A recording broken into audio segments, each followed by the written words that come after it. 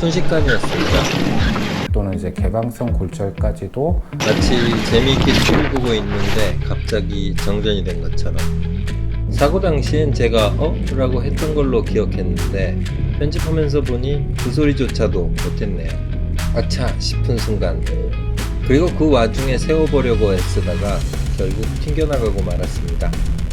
순식간에 벌어진 일이라 당황할 틈도 없었는데 그 다음은 진심 당황했습니다. 앞을 보니 로운이가 혼자서 달리고 있었습니다. 저는 정신없이 쫓기 시작했습니다. 녀석은 한참을 달려가다 넘어지더군요.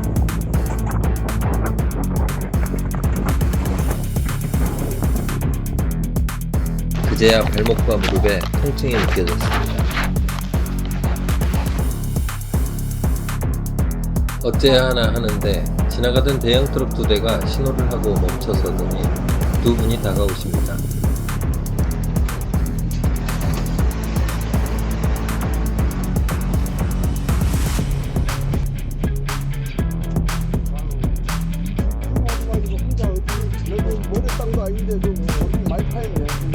헬멧을 벗는 순간 완전 탈골된 왼손에 강한 통증이 전해왔습니다. 급하게 뼈는 맞췄지만 통증은 더 심해지고 있었습니다.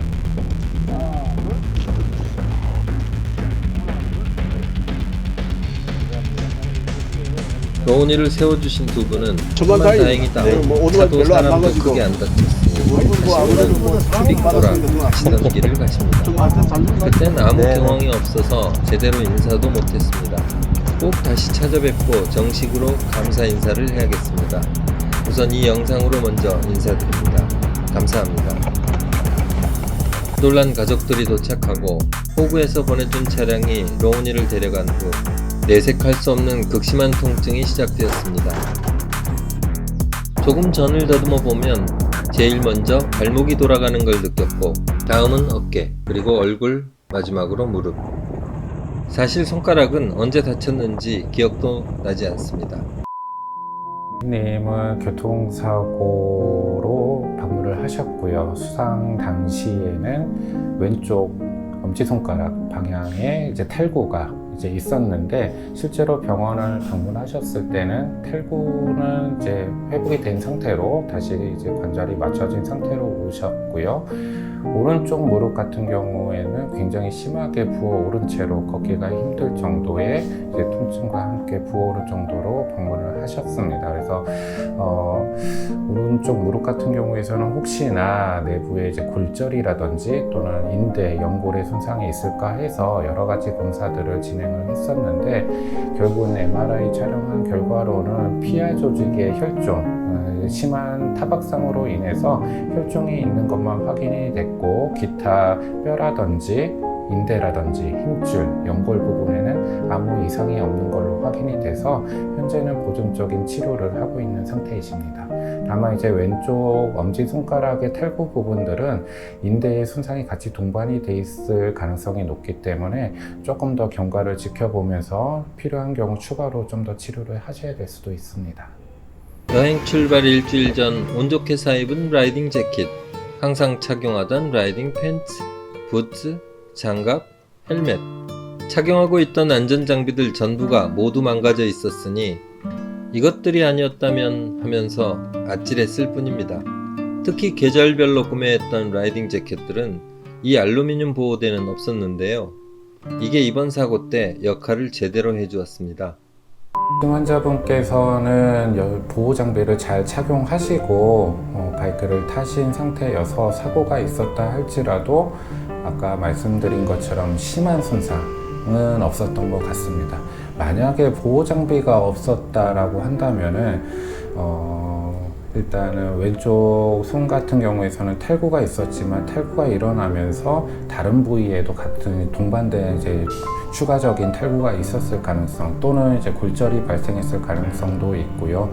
우측 무릎 같은 경우에서는 심한 타박상으로 인해서 피하 조직의 혈종은 있었지만 이게 더 강한 외력이 더 들어갔다고 한다면은 골절이나 힘줄의 손상, 인대의 손상, 연골의 손상, 또는 이제 개방성 골절까지도 나타날 수가 있는 상태였다고 볼 수 있습니다.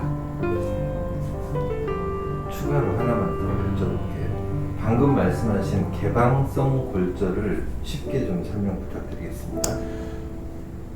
개방성 골절이라고 하는 거는 이제 골절이라고 한다면은 뼈가 부러지는 현상을 의미를 하는데요. 일반적인 골절이라고 하면은 피부 안쪽에서 일반적인 조직 내부에서 뼈만 골절이 되는 경우를 얘기를 합니다. 하지만 강력한 외력이 가해졌을 때는 피부에 상처를 동반하는 골절들이 나타날 수가 있습니다. 흔히 이제 잘 보시지는 못하겠지만 뼈가 부러진 부분들이 피부 밖으로 노출되는 상황을 얘기를 하는데요. 이런 것들은 굉장히 큰 외력이 가해졌을 때 나타나는 현상이고 주로 이제 바이크로 인한 교통사고 시에 많이 목격을 할 수가 있습니다. 내가 왜 그랬을까 하고 이미 나버린 사고 자체만 후회하는 건 문제 해결에 도움이 안 된다는 생각입니다. 이번 사고는 좌회전 코너링. 제가 지난 영상들에서 조금 이상하다 생각했던 부분들을 찾아보니 번번이 좌회전 코너링에서 궤도 밖으로 밀리고 있었습니다. 좌회전과 우회전이 똑같다고 생각했었는데 라이더마다 어느 한쪽이 잘 안 되는 경우가 있다는 얘기를 들은 기억이 났습니다. 그럼 저의 경우는 좌회전이 잘 안 되는 걸까요? 아닙니다. 제가 늘 안 된다고 생각했던 방향은 우회전. 결국 전 좌회전이 더 잘 되고 있었고 그래서 좌회전에서 방심한 채 속도를 줄이지 않았던 겁니다. 집중하지 못했고 자만했으며 과속했던 것이죠. 이 세 가지가 그 순간 조합이 되면서 사고를 만들어냈던 것 같습니다. 바이크라고 하는 이동수단으로 말씀드리면 사실 참 여러 동호회 분들도 많으시고 즐겨서 타시는 분들도 많은 걸로 알고 있어요.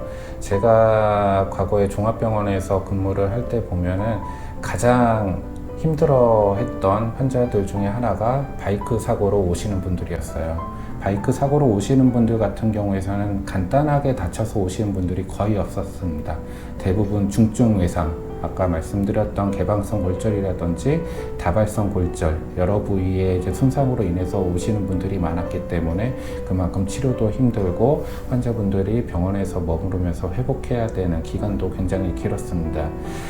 이런 이제 바이크 교통사고 환자분들한테서 조심하셔야 될 거는 워낙에 사고의 확률, 사고는 누구한테나 다 닥칠 수 있지만 그런 사고가 나타났을 때 나를 지켜줄 수 있는 부분은 보호장비입니다. 사고는 아무리 조심한다 해도 날 수밖에 없는 부분인데 바이크는 외부의 충격으로부터 나를 보호해 줄 수 있는 안전장치가 다른 이동수단에 비해서는 현저히 적기 때문에 보호장구를 확실히 착용하시고 탑승을 하는 것이 나를 지키는 의도치 않은 불가피한 교통사고 상황에서 나를 지키는 첫 번째라고 생각을 하고 있습니다. 물론 그 이전에 안전운전을 하시는 것이 첫 번째지만 불가피한 상황에서는 보호장구를 꼭 착용하시는 것이 더 큰 손상을 막는 가장 확실한 방법이라고 생각을 합니다. 지난 5월 25일부터 지금까지 저는 아직 완전히 회복되지 않은 상태입니다. 발목과 무릎은 작은 통증과 불편함이 남았고 손가락은 다행히 수술을 면하고 많이 회복은 되었지만 탈골 현상이 조금 남아있어 앞으로도 1년 정도 주의해야 한다고 합니다. 이 영상을 올리기까지 정말 많은 고민이 있었습니다. 하지만 이 영상을 통해 라이더 여러분께, 특히 초보분들께 왜 연습이 필요한지, 왜 안전장비를 모두 갖추고 라이딩을 해야 하는지, 왜 자만하지 않고 과속하지 말아야 하는지를 말씀드리고 싶었습니다. 저는 지금 편집하면서 사고 순간을 다시 보는 내내 몸이 긴장되고 식은땀이 나면서 통증이 느껴졌습니다.